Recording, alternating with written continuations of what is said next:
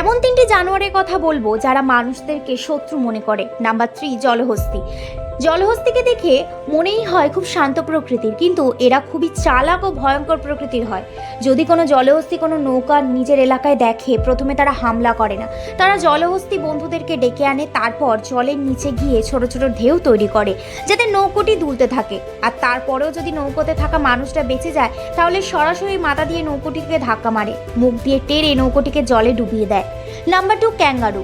অস্ট্রেলিয়াতে ক্যাঙ্গারু মানুষদের খুব কাছাকাছি থাকে, কিন্তু যদি কোনো মানুষ ক্যাঙ্গারুর খুবই কাছে চলে আসে বা ক্যাঙ্গারুর গায়ে হাত দেয়, তো তারা সেটাকে বক্সিং মনে করে। তার ফলে ক্যাঙ্গারুর লাথি ও ঘুষি মারা শুরু করে, যার ফলে তাদের শক্তিশালী পা দিয়ে বুক ও পেটে অ্যাটাক করতে শুরু করে, মানুষের হাড় ও ভেঙে যেতে পারে। নাম্বার 1, মোষ।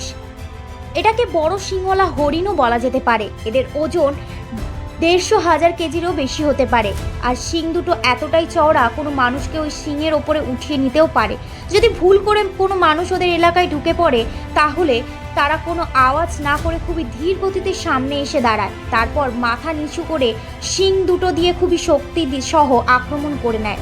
এরা এমনভাবে আক্রমণ করে যাতে কোনো মানুষ বুঝে উঠতে না পারে কোথা থেকে আক্রমণটি হলো।